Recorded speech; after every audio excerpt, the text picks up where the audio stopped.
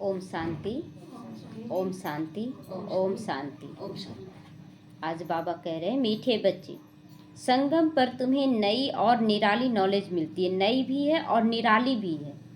निराली क्यों कह रहा है? तुम जानते हो हम सब आत्माएं एक्टर हैं। एक का पार्ट ना मिले दूसरे से। यहाँ पर किसी का भी पार्ट किसी से नहीं मिल सकता है ना। सबका अलग अलग संस्कार हो गया है। प्रश्न है, माया पर जीत पाने के लिए तुम रूहानी योद्धों को यानी क्षत्रियों को कौन सी युक्ति मिली हुई है ना। यहाँ तो दिन रात कोई ना कोई विघ्न आता है तो अंदर में चलता है, कैसे समाधान करे। तो युद्ध ही तो चल रहा है ना, अंदर में समाधान कैसे करे। यहाँ लड़ाई झगड़े की बात नहीं है। उत्तर है, हे रूहानी क्षत्रिय, तुम सदा श्रीमत पर चलते रहो। यही बाबा सबसे पहला दिया कि अगर जीतना है तो श्रीमत पर चलते रहो। आत्माभिमानी बनकर बाप को याद करो। दूसरा क्या बोला बाबा? आत्माभिमानी बनकर बाप को याद करो। तीसरा है, रोज सवेरे सवेरे उठकर याद में रहने का अभ्यास डालो तो माया पर विजय प्राप्त कर लोगे। यही 3 चीज करना है। क्या क्या बाबा बोला? सवेरे सवेरे उठकर बाबा को याद करना, और श्रीमत पर चलते रहो, और आत्माभिमानी बनकर बाप को याद करो, और रोज सवेरे उठकर यानी अमृत बेला कभी मिस नहीं करना है तो माया पर विजय प्राप्त कर लेंगे। उल्टे सुल्टे संकल्पों से भी बच जाओगे। उल्टा सुल्टा संकल्प चलते रहता था ना पहले, ऐसे हो रहा ऐसे हो रहा, क्या होगा, ऐसे हो जाएगा। कुछ नहीं होगा, सब अच्छे से अच्छा होगा। बस अंश मात्र भी नहीं, अंश भी आया ना कि कुछ गलत हो जाएगा, गलत हो जाएगा। कुछ भी गलत नहीं होगा। याद की मीठी युक्ति माया जीत बना देगी। अरे सब तो बच्चे हैं, सब माया के गुलाम हैं। हम लोग बाबा के बन गए, हम लोग शक्तिशाली हैं तो हम लोग बदल सकते हैं ना प्रकृति। बाबा तो कई बार मुरलियों में बोला कि तुम जब दुनिया को बदलने की बात करते हो तो प्रकृति को नहीं बदल सकते हो, स्वभाव संस्कार को नहीं बदल सकते हो। गीत बजा है, जिसका साथी है भगवान, उसके आगे क्या लाइन है? उसे क्या रोकेगा आंधी और तूफान। ओम शांति। यह मनुष्यों के बनाए हुए गीत है, इसका अर्थ कोई भी नहीं जानते। गीत भजन आदि गाते जरूर हैं, वो महिमा भी करते हैं भक्त लोग, परंतु जानते कुछ भी नहीं। महिमा तो बहुत करते हैं। तुम बच्चों को कोई महिमा नहीं करनी है, ढंग से गीत गाकर महिमा नहीं गाना है बाबा का। बाबा नहीं बोलता ऐसा महिमा गाओ। बच्चे बाप को कभी भी महिमा नहीं करते। बाप जानते हैं कि ये हमारे बच्चे हैं, बच्चे जानते हैं कि ये हमारा बाबा है। अभी यह बेहद की बातें हैं, फिर भी सब बेहद के बाप को याद करते हैं ना। पूरी दुनिया बेहद के बाप को याद करती है, लेकिन बाबा कहते हैं कि तुम बच्चे पहचान करके याद करते हो। तो अब तक भी याद करते रहते हैं। भक्त लोग अभी तक भी याद कर रहे हैं, भगवान को पहचान नहीं रहे, और हम लोग बच्चे बनकर याद कर रहे हैं। तो भगवान को कहते, हे बाबा, इनका नाम शिव बाबा है। जैसे हम आत्माएं हैं वैसे शिव बाबा भी है। वह है परम आत्मा जिसको सुप्रीम कहा जाता है, और हम उनके बच्चे आत्मा हैं। उनको सुप्रीम सोल कहा जाता है। उनका निवास स्थान कहाँ है? कहाँ के रहने वाले हैं? परम धाम के रहने वाले हैं ना। तो सब सोल्स वहीं रहती हैं, हम सब आत्माएं भी वहीं रहती हैं। एक्टर ही सोल्स हैं, है ना। हम सब एक्टिंग कर रहे हैं तो कौन कर रहा? शरीर कर रहा है कि आत्मा कर रही है? शरीर द्वारा आत्मा कर रही है ना। तो तुम जानते हो नाटक में एक्टर नंबरवार होते हैं। हर एक के पार्ट अनुसार उनकी तनख्वाह यानी पगार मिलती है ना। जो एक्टर बनते हैं, एक्टिंग करते हैं, उनका जो जैसा एक्टिंग करेंगे वैसा उनको पगार दिया जाएगा। सब आत्माएं जो वहाँ रहती हैं सब पाठधारी है, परंतु नंबरवार सबको पाठ मिला हुआ है। रूहानी बाप बैठ समझाते हैं कि रूहों में कैसे अविनाशी पाठ नोंधा हुआ है। सब रूहों का पाठ एक जैसा नहीं हो सकता है, सब में ताकत भी एक जैसी नहीं है ना। सब में ताकत एक जैसा नहीं, इसीलिए ना बाबा बोलते हैं ना कि कोई कर्म भोग से आगे जाएगा, कोई कर्म योग से आगे जाएगा। जाना वही है।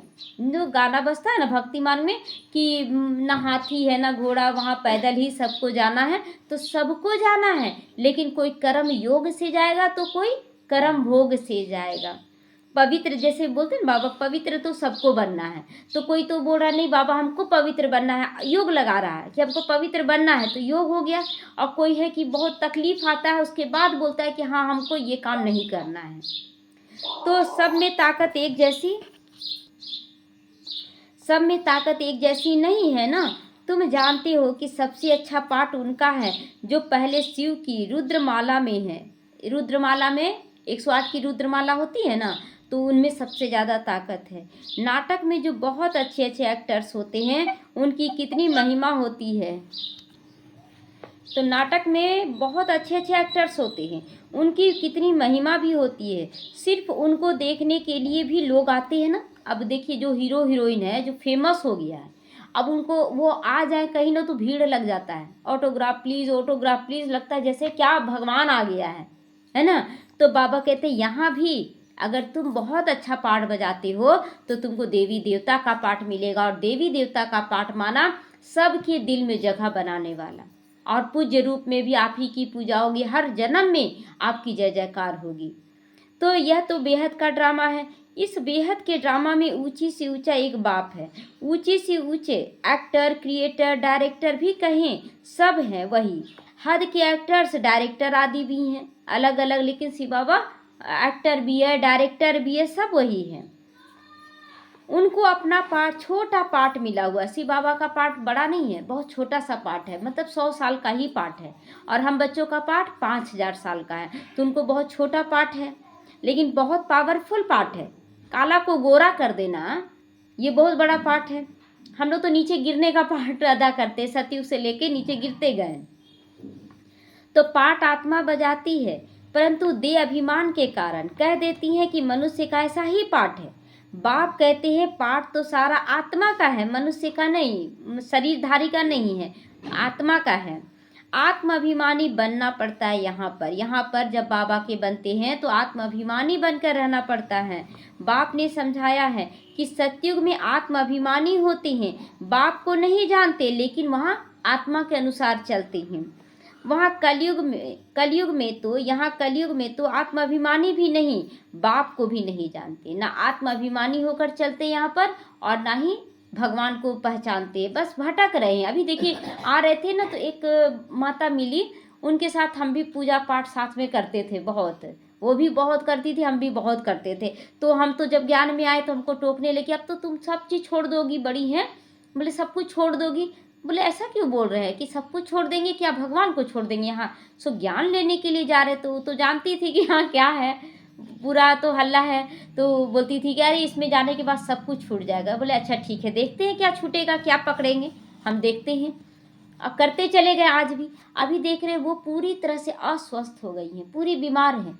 तो हम अभी नमस्ते किए, अब बोले आप कैसे हैं, ओम शांति किए, तो बोले कि हम तो बीमार हैं ना। तो बोले कि कब से है बीमार? तो बोले राम साल भर से बीमार हैं, उठ नहीं पा रहे हैं बेड से, और डॉक्टर पता ही नहीं लगा पा रहा कि हमको हुआ क्या है। अब बुखार आ रहा है जा रहा है, आ रहा है जा रहा है, शरीर पूरा काम नहीं कर रहा है, पूरा शरीर लाचार हो रहा है। अब बताइए कि वो क्या की और हम लोग क्या किए। अभी इतना दिन में तो हम लोग का बहुत ऊंचा स्टेज हो गया और वो वहीं के वहीं रह गई और नीचे गिर गई। अभी सोचे उनको बात करेंगे, लेकिन वो बहुत बीमार थी, उनको लेने के लिए आ रहा था तो चली गई। लेकिन बाबा का हम लोगों को वाइब्रेशन देते जाना है, सभी बच्चों को आना ही है बाबा के पास, जाएंगी कहाँ, कोई रास्ता ही नहीं है, कहीं ठिकाना ही नहीं है जाने का। तो बाबा को नहीं जानते हैं वो लोग और ना ही आत्माभिमानी होकर कार्य करते। यहाँ जो भी बच्चे हैं ठीक है, कोई बहुत मतलब उतना धारण नहीं कर रहा, 10% तो धारण कर रहा है ना, ये तो जान रहा ना कि हम आत्मा हैं, बुरा तो नहीं कर रहा है ना। तो यही सब चीज़ बाबा कहता है कि अभी तुम आत्माभिमानी बनते हो, बाप को भी जानते हो, तुम ब्राह्मणों को निराली नॉलेज मिलती है, तुम आत्मा को जान गए हो। हम सब आत्माएं एक्टर हैं, हम सबको पार्ट मिला हुआ है, जो एक न मिले दूसरे से, सबका पार्ट अलग है लेकिन सभी बहुत अच्छे हैं। किसी को बोल सकते हैं खराब है, कोई खराब है? सभी बहुत अच्छे, कैसे बोलते खराब है? हाँ थोड़ा सा किसी में कम है, किसी में ज़्यादा है, बस यही अंतर, खराब कोई भी नहीं है। तो वह पार्ट सारा आत्मा में है। यूं तो नाटक बनाते हैं, वह भी पाठ आत्मा ही धारण करती है ना। देखिए एक्टिंग जो कर रहा है नाटक में, कोई बदमाश का रोल किया। अभी देखते हैं ना जो रामायण, जो ओरिजिनल रामायण जो बना था, उसमें जो रावण बना वो बहुत अच्छा व्यक्ति है, बहुत अच्छा है। लेकिन जानते जब से रावण बना है ना, तो उसकी संतानों, उनके बच्चे जहाँ कहीं भी जाते हैं ना तो बहुत तंग हो गए हैं। उनके बच्चों को सब चिढ़ाते, देखो रावण की संतान जा रही है, देखो रावण। रोल केवल निभाने से देखिए कितना इफेक्ट पड़ा, कितना इफेक्ट पड़ गया उस पर। तो इसीलिए बाबा कहते हैं ना कि बच्चे अब बाबा का बनकर रावण के रोल में मत आओ। सोचो वो नकली रावण में बना, सो जीने नहीं दे रहा, बहुत हलचल में। और यहाँ तो रावण बनना ही नहीं हम लोगों को। तो बाबा कहते हैं कि वह भी एक आत्मा पाठ ही धारण करती है ना नाटक में। अच्छा, पाठ भी तो आत्मा ही लेती है।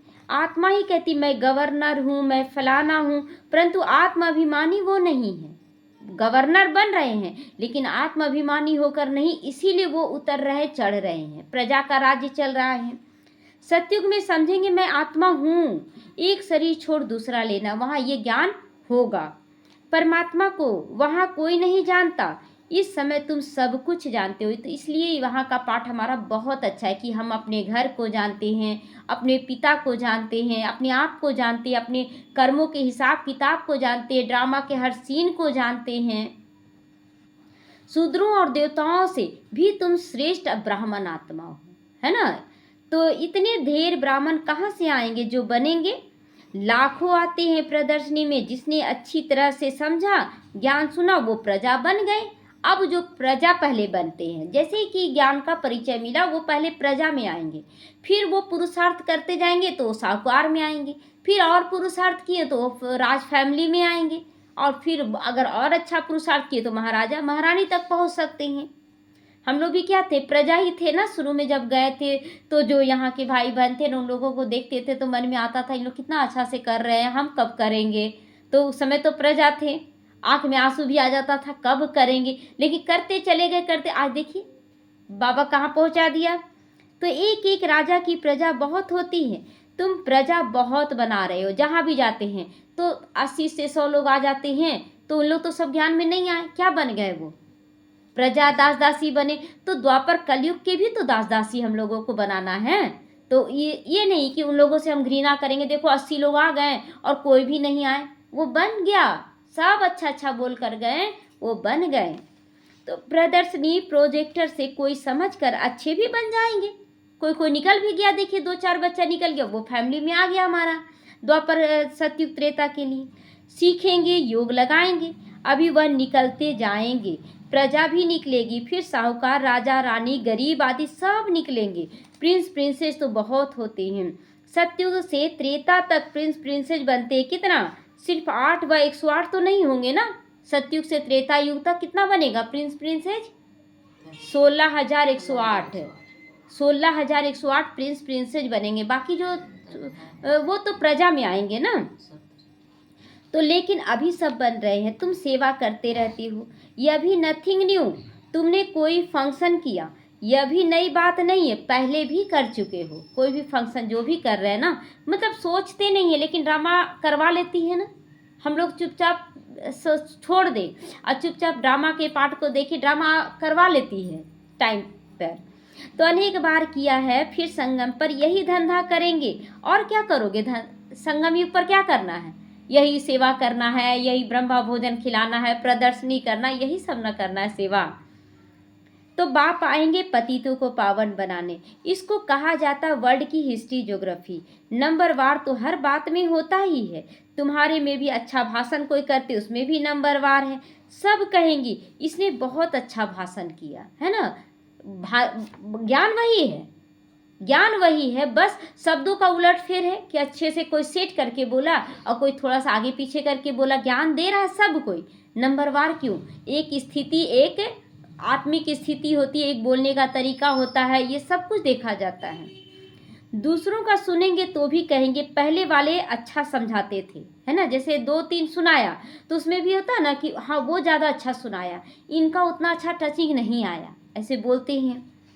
तीसरे फिर उनसे तीखे हो सकते हैं, होंगे, कहेंगे या उनसे भी तीखे चले गए। पहला नंबर में जो निकला थोड़ा अच्छा लगा लेकिन उतना नहीं। दूसरा बार में कोई निकला तो बोले बहुत अच्छा समझा दिए। अब तीसरा जो निकला बोले उससे भी अच्छा ये समझा रहे हैं।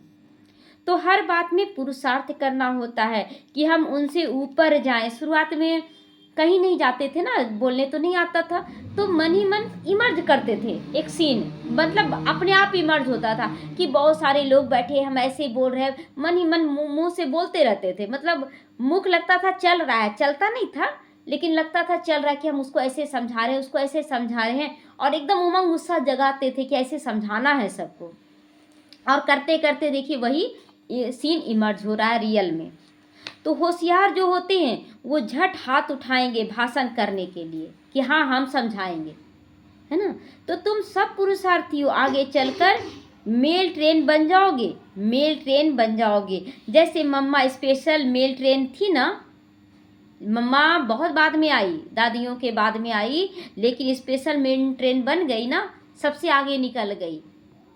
तो बाबा का तो पता ही नहीं चलता है कि मतलब कब शिव बाबा है, लेकिन मम्मा में तो कोई शिव बाबा नहीं आया ना, तो बाबा का पता ही नहीं पड़ेगा क्योंकि दोनों इकट्ठे हैं।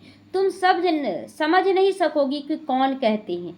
तुम सदैव समझो कि शिव बाबा ही समझाते, मत समझो ब्रह्मा बाबा समझाते हैं। बाप और दादा दोनों जानते हैं, परंतु वह अंतर्यामी है। बाहर से कहते हैं यह तो बहुत होशियार है, बाप भी महिमा सुनकर खुश होते हैं। लौकिक बाप का तो कोई बच्चा अच्छी तरह से पढ़कर ऊंचा पद पाता है तो बाप भी समझते यह बच्चा अच्छा नाम निकालेगा, है ना, अच्छा नाम निकालेगा। लेकिन किसी में फंसना नहीं। हम देखें कि देखिए ब्रह्मा बाबा भी, उनका दाहिना हाथ कौन थे? विश्व किशोर भाई जी और मम्मा थी, और दोनों शरीर पहले छोड़ दी, है ना। तो इसीलिए किसी में नहीं फंसना है कि ये तो बहुत अच्छा है। वैसे ही अभी देख रहे थे बुद्ध सीरियल भी, तो उसमें बोले दो व्यक्ति था जो जिन पर उनको बहुत विश्वास था, तो बोलते थे ये मेरा दाहिना पैर है, ये मेरा बायां पैर है, जब तक ये दोनों चल रहा मैं बहुत अच्छा चल रहा हूँ। और जानते तुरंत रिपोर्ट आया कि दोनों शरीर छोड़ दिए। ये क्या है? इसीलिए ना किसी में अटकना नहीं है कि यही बहुत अच्छा, यही बहुत अच्छा। बाबा सुना रहा है तो वो बाबा कहते लौकिक बाप का भी कोई अच्छा करता है तो बोलते ना ये बहुत ऊंचा पद पाएगा। तो बाप समझते हैं, तो वह यह भी समझते हैं कि फलाना बच्चा इस रूहानी सर्विस में होशियार है। मुख्य तो भाषण है, किसको बाप का संदेश देना, समझाना, ये बहुत मुख्य बात है कि कैसे समझाए। तो समझा कौन सकता? जिसका चिंतन चल रहा अंदर में, तो चिंतन चल रहा यानी कि वो फिर धारण भी करता है। बाबा ने मिसाल भी बताया था कि किसको 5 बच्चे थे, तो कोई ने पूछा तुमको कितने बच्चे हैं, तो बोला 2 बच्चे हैं। कहा कि तुमको तो 5 बच्चे हैं, तो कहा सपूत 2 ही हैं कि 2 बच्चे सपूत है, बाकी 3 बच्चे कपूत है ना। इसलिए वो बोला मेरे 2 ही बच्चे हैं। तो यहाँ भी ऐसे है ना कि आते तो बहुत सारे बच्चे, लेकिन सपूत बच्चा कौन? जो बाप का हर आज्ञा पर चले, जो बाप का नाम बाला करे। तो बच्चे तो बहुत है। बाप कहेंगे यार डॉक्टर निर्मला बच्ची बहुत अच्छी है। डॉक्टर निर्मला अब नहीं रही, शरीर छोड़ दी हैं। बहुत प्रेम से लौकिक बाप को समझाई और सेंटर खुलवा लिया, इसलिए बाबा उनका नाम लेते हैं।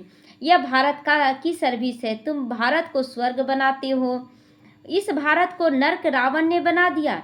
एक सीता कैद में नहीं थी, लेकिन तुम सब आत्मा सीताएं रावण की कैद में थी। हम सब कैद में थे ना, माया के गुलाम थे, क्या होगा, कैसे ठीक होगा, और अभी कोई चिंता फिकर नहीं। देखिए अभी भी कोई बच्चे तरह मतलब बाबा के बच्चे बनकर क्या बोलते हैं कि बच्चों का शादी ब्याह कैसे करेंगे, ये कैसे होगा, वो कैसे होगा, कितना तरह का संकल्प चलाते हैं। अरे जब होना रहेगा तब होगा ना, क्यों इतना सोचना।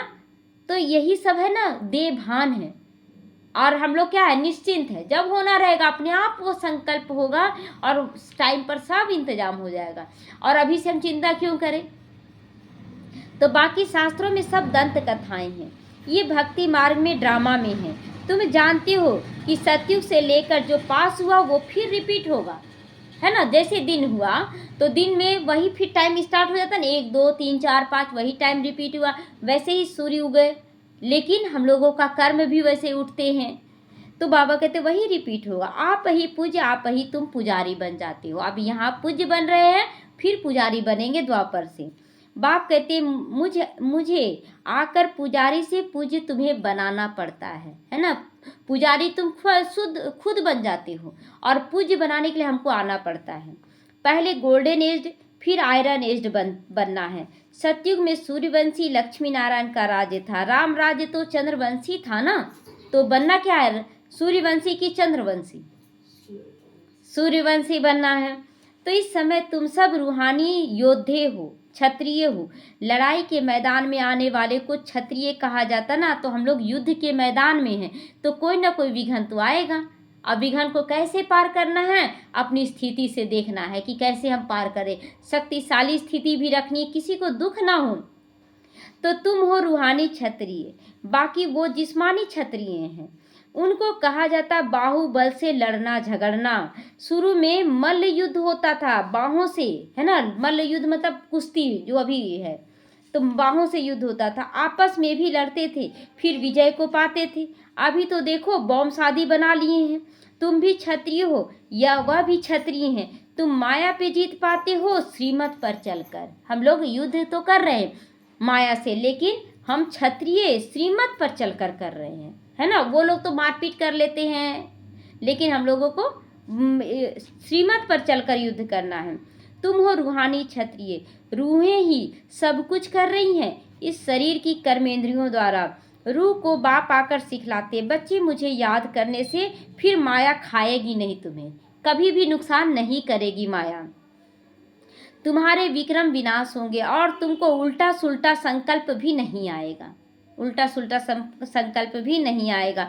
बाप को याद करने से खुशी भी रहेगी। इसीलिए बाप समझाते सवेरे उठकर अभ्यास करो हर वक्त। जब भी विघन आए, बाबा देखो ऐसा हो रहा, हमको नहीं समझ में आ रहा, तुम समझो क्या करवाना है। हम एनी टाइम तैयार हैं बाबा आपके हर श्रीमत पर चलने के लिए। आप करवाओ हर वक्त 100 पे, जब समाधान ना निकले, लेकिन उस स्थिति में बुरा ना करें, कभी भी बुरा ना सोचे, बुरा ना बोले, बुरा ना किसी के प्रति भावना रखें। तो बाबा आप कितने मीठे हो, आत्मा कहती है बाबा। तो बाप ने पहचान दी, तब तो हम बाबा कह रहे हैं कि पहले तो क्या बोलते थे, हे भगवान ठीक कर दो, भिखारी की तरह बोलते थे, अब बोलते बाबा, है ना। तो मैं तुम्हारा बाप हूँ, तुमको सृष्टि की आदि मध्य अंत का नॉलेज सुनाने आया हूँ, सारा कुछ सुना रहा। बच्चे अब तुम्हारा केवल कल्याण होगा, तुम पॉजिटिव रहो, तुम अच्छा करते जाओ। तो यह मनुष्य सृष्टि का उल्टा झाड़ है, यह वैरायटी धर्मों की मनुष्य सृष्टि है, इसको कहा जाता विराट लीला। बाप ने समझाया है, इस मनुष्य झाड़ का मैं बीज हूँ। मुझे याद करते हैं, कोई किस झाड़ का है, कोई किस झाड़ का है, फिर नंबरवार निकलते हैं ना। कोई आम का झाड़ होता है, सब मतलब फल फूल का सबका अलग अलग झाड़ होता है। तो यह ड्रामा बना हुआ, लेकिन मुख्य बीज कौन है, शिव बाबा है, और हम सब उनसे झाड़ निकल रहे हैं। तो अलग अलग पेड़ बन रहे हैं ना हम लोग सब, उसके बाद डाल टाली में अलग अलग पत्ते लगेंगे, मतलब अलग अलग लोग, कुछ आपसे जुड़ेंगे, कुछ उनसे जुड़ेंगे, ऐसे करके अलग अलग टाल टालियाँ निकली, लेकिन मुख्य बीज है शिव बाबा।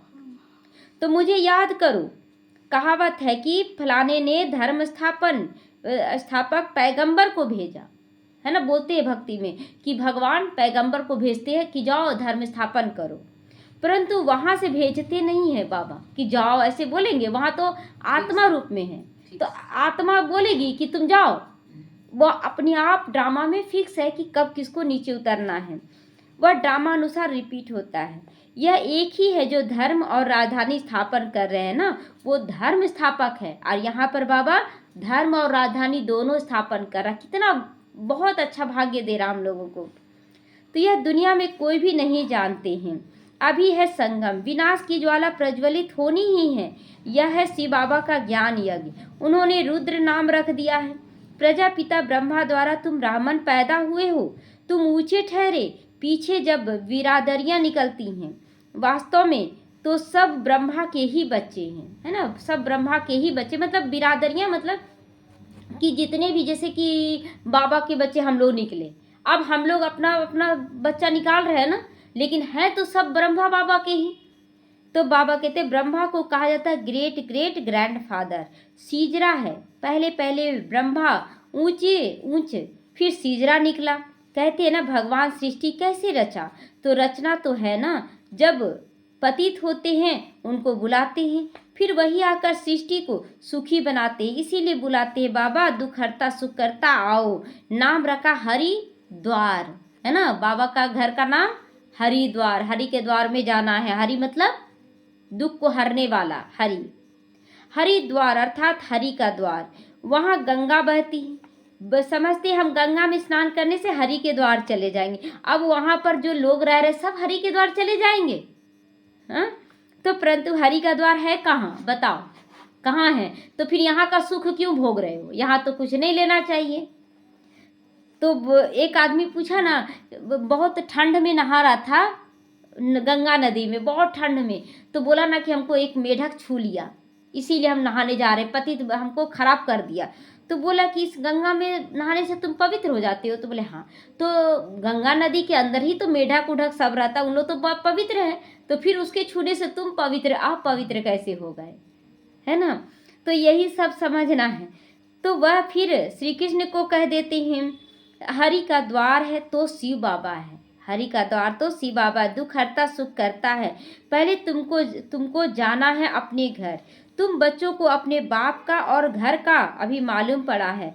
बाप की गद्दी थोड़ी ऊंची है, बाप की गद्दी थोड़ी ऊंची है। परम धाम में भी सबसे ऊंचा बाबा है ना। तो फूल है ऊपर में, फिर युगल दाना, उसके नीचे ब्रह्मा सरस्वती, फिर 8 का माला, फिर 108 का 100 का माला बना, फिर वैजयंती माला, सो विष्णु की माला, विष्णु के गले का हार। फिर वही विष्णुपुरी में राज्य करते हैं। ब्राह्मणों की माला नहीं, क्योंकि घड़ी घड़ी टूट पड़ते हैं ना। बाप समझाते हैं तो नंबरवार हैं, बाबा समझाते हैं लेकिन नंबरवार तो है ना, लेकिन बाबा ज्ञान तो एक जैसा दे रहा, लेकिन सब नंबरवार बनते हैं। आज ठीक है, कल तूफान आते हैं, ग्रहचारी आने से ठंडे पड़ जाते हैं। जैसे ही विघन आया बोलते नहीं हम इसमें नहीं चल पाएंगे। अरे जो विघन आ रहा है ना, वही तो आपके सारे विक्रम का बोझ दूर कर रहा है। और हम सोचते विघन आ रहा, आप छोड़ दीजिए, बाबा के अनुसार नहीं चलिए, उससे बड़ा विघन इंतजार कर रहा, फिर उस समय कोई उपाय नहीं सूझेगा।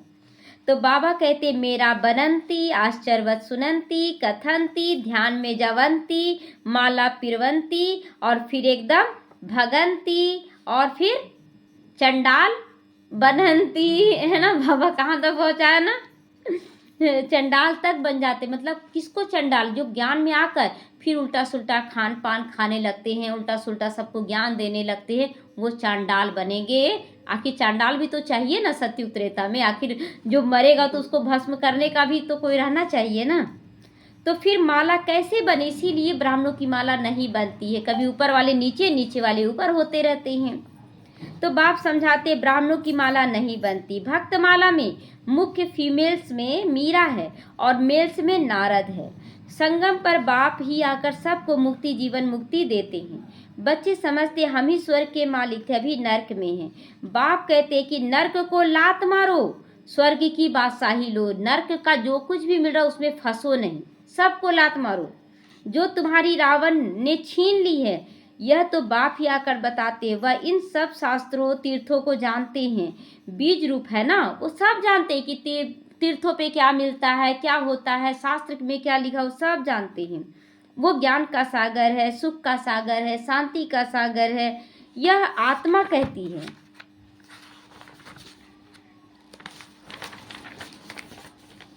बाप समझाते ये लक्ष्मी नारायण सत्यु के मालिक थे, उनके आगे क्या था। जरूर कलयुग का अंत होगा तो संगम युग हुआ होगा ना, फिर अब स्वर्ग बनता है। सत्यु के पहले क्या था, संगम युग है ना, अभी संगम युग है ना।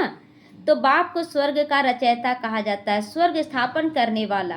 तो यह लक्ष्मी नारायण स्वर्ग के मालिक थे। इन्हों को वर्षा कहाँ से मिला, स्वर्ग के रचता बाप से मिलता है, बाप का ही ये वर्षा है। तुम कोई से भी पूछ सकते हो कि इन लक्ष्मी नारायण को सत्यु की राजधानी कहाँ से मिली, कैसे ली इन्होंने, कोई नहीं बता सकेंगे। यह दादा भी कहता है मैं भी नहीं जानता था, पूजा करता था, परंतु जानता थोड़ी था। नारायण की मूर्ति लेके चलता था, विष्णु की, लेकिन जानता कुछ भी नहीं थे। तो अब बाप ने समझाया यह संगम पर राजयोग सीखते हैं। गीता में ही राजयोग का वर्णन किया गया है। सिवाय गीता के और कोई शास्त्र में राजयोग की बात नहीं लिखी हुई है। कोई शास्त्र में गीता में केवल गीता को छोड़कर राजयोग का नहीं। बाप कहते मैं तुमको राजाओं का भी राजा बनाता हूँ। भगवान ने ही आकर नर से नारायण बनने की नॉलेज दी। भारत का मुख्य शास्त्र गीता है। गीता कब रची गई ये भी नहीं जानते। बाबा कहते कल्प कल्प संगम पर मैं आता हूँ। जिनको राज्य दिया था वही राज्य गंवाकर फिर तमो प्रधान दुखी हो पड़े हैं, और मैं ऐसे ही बच्चों को फिर सतो प्रधान बनाकर राज्य अधिकारी बनाता हूँ। तो रावण का राज्य है ना, सारे भारत की कहानी बाबा बैठ सुनाते हैं। भारत है ऑलराउंड, भारत है ऑलराउंड मतलब आदि से लेकर अंत तक का पाठ बजाने वाला है भारत है। और सब याद में आते हैं, सब बाद में आते हैं। बाबा कहते हैं तुमको 84 जन्मों का राज सुनाता हूँ। 5000 वर्ष पहले तुम देवी देवता थे, तुम अपने जन्मों को नहीं जानते हो। हे भारतवासियों, बाप आते हैं अंत में, आदि में आए तो आदि अंत की नॉलेज कैसे सुनाएं? आदि में आ जाएंगे तो अंत का नॉलेज कैसे? अभी हम लोग आदि से अंत तक का पाठ बजाए तो अभी हम लोग देख रहे हैं ना कलयुग में क्या क्या हो रहा है। तो सृष्टि की वृद्धि ही नहीं हुई तो समझाएंगे क्या, कैसे? तो वहाँ तो नॉलेज की दरकार ही नहीं रहती। बाप अभी संगम पर नॉलेज देते हैं, नॉलेज फुल है, जरूर नॉलेज सुनाने अंत में आना पड़े। आदि में तुमको क्या सुनाएंगे, आदि में तो एकदम छोटा बच्चा है। यह समझने की बातें। भगवान उवाच मैं तुमको राजयोग सिखाता हूँ। यह यूनिवर्सिटी है पांडव गवर्नमेंट की। अभी है संगम, यादव कौरव पांडव, उन्होंने बैठ सेनाएं दिखाई हैं। यादव कौन? जो बम्स बनाने वाले वैज्ञानिक है ना, उनको यादव कहा गया है। कौरव कौन? जो लड़ाई झगड़ा करने वाले हैं। और पांडव हम बच्चे है ना, उन्होंने बैठ सेनाएं दिखाई हैं। सबकी सेना है ना, पांडव सेना भी तो है ना बहुत, लेकिन उससे ज्यादा कौरवों की सेना है। तो बाप समझाते यादव कौरव विनाश काले विपरीत बुद्धि। एक दो को गाली भी देते रहते हैं, बाप से प्रीत नहीं है, कह देते कुत्ते बिल्ली सब में परमात्मा है। बाकी पांडवों की प्रीत बुद्धि थी है ना, वो तो हमेशा कृष्ण के पक्ष में रहे, वहां दिखाते कृष्ण को ही ना, और हम लोग अभी शिव बाबा के बने हैं। पांडवों का साथी स्वयं परमात्मा था। पांडव माना रूहानी पंडित, वह है जिस्मानी पंडित, तुम हो रूहानी पंडित। कौन कौन तरह का पंडित हुआ? वो पांडव सेना रूहानी पंडित बोला गया। तो यहाँ हम सभी, वह है जिस्मानी पंडित और हम हैं रूहानी पंडित। अच्छा, मीठे मीठे सीख रहे बच्चों प्रति माता पिता बाप दादा का याद प्यार और गुड मॉर्निंग। रूहानी बाप की रूहानी बच्चों को नमस्ते। हम रूहानी बच्चों की रूहानी माता पिता बाप दादा को याद प्यार, गुड मॉर्निंग और नमस्ते नमस्ते। शुक्रिया बाबा, शुक्रिया। धारणा के लिए आज मुख्य सार है आत्माभिमानी बनकर इस बेहद के नाटक में हीरो पार्ट बजाना है। किसी में फंसना नहीं है देह के अनुसार। हर एक एक्टर का पार्ट अपना अपना है, इसीलिए किसी के पार्ट से रीस भी नहीं करनी है ना, ईर्ष्या नहीं करनी है, जलन नहीं करनी है किसी से। सवेरे सवेरे उठकर अपने आप से ये सब बातें करनी है कि हम दिन भर में क्या करते हैं, कैसे रहते हैं, हमको क्या सुधारना है। अभ्यास करना, मैं इन शरीर की कर्मेंद्रियों से अलग हूँ। बाबा आप कितने मीठे हो, आप हमें सृष्टि के आदि मध्य अंत का नॉलेज देते हो। वरदान है बाप के संस्कारों को अपना निजी संस्कार बनाने वाले, व्यर्थ और पुराने संस्कारों से मुक्त भव। बाप का संस्कार क्या? वो प्यार का सागर है, सुख का सागर है, रहम दिल है, क्षमाशील है। हमें भी उसके संस्कारों को अपनाना ना। एक संकल्प भी उसका नेगेटिव हमारे लिए नहीं चला कभी भी, तो हमें भी किसी आत्मा के लिए नेगेटिव नहीं चलाना। तो अपना निजी संस्कार बना ले, पुराने संस्कारों को भस्म कर दे। कोई भी व्यर्थ संकल्प व पुराने संस्कार देह अभिमान के संबंध से होते हैं। आत्मिक स्वरूप के संस्कार बाप समान होते हैं। तो जैसे बाप सदा विश्व कल्याणकारी है, परोपकारी है, रहम दिल है, वरदाता है, बहुत सारा डॉट डॉट डॉट, बहुत सारा चीज उनके अंदर क्वालिटी है। तो ऐसे स्वयं के संस्कार नेचुरल बन जाए, आत्मिक स्थिति नेचुरल हो जाए। हम किसी के प्रति भी मतलब समाधान स्वरूप में चलें, लेकिन किसी से घृणा नहीं, हमेशा उसके लिए योग करते रहें। संस्कार बनना अर्थात संकल्प बोल कर्म स्वतः ही उसी प्रमाण चलना है।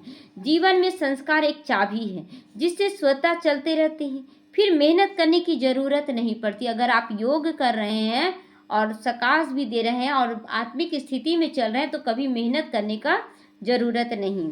स्लोगन है, आत्मिक स्थिति में स्थित रहकर अपने रथ यानी शरीर द्वारा कर्म कराने वाले ही सच्चे पुरुषार्थी। कर्म कराने वाले, मैं आत्मा इस शरीर द्वारा कर्म कराने जा रही हूँ। तो कोई बुरा भी बोलेगा तो हम क्या बोलेंगे, नहीं मुख तुमको नहीं बोलना है, वो अपना कर्म किया, हमको शांत रहना है। आज का व्यक्ति सारे एकता और विश्वास की विशेषता द्वारा सफलता संपन्न बनो। जैसे बाप ने आप सबको कोने कोने से ढूंढ निकाला ना, अनेक वृक्षों की डालियां अब एक ही चंदन का वृक्ष हो गया है ना। अनेक वृक्षों की डालियां थी, कोई उधर निकला, कोई उस धर्म का था, कोई उस धर्म का था, कोई संस्कार का था, और अभी एक चंदन के समान संस्कार में एक साथ हो गए, एक बाबा से जुड़ गए। तो लोग कहते हैं 2-4 माताएं भी अगर एक साथ इकट्ठा नहीं रह सकती हैं भक्ति मार्ग में, बोलते ना देवरानी जेठानी 3-4 है तो तीनों चारों में लड़ाई हो रहा है, एक साथ नहीं रहती है, बहनों में भी लड़ाई होता है, ईर्ष्या हो जाता है, तो इकट्ठी नहीं रह सकती। और आप माताएं सारे विश्व में एकता स्थापन करने के निमित्त हो। यही आपकी आपसी एकता बाप की प्रत्यक्षता होती है ना। हम सब एक साथ मिलकर चलते हैं तो यही एकता बाप की प्रत्यक्षता का साधन है। ओम शांति।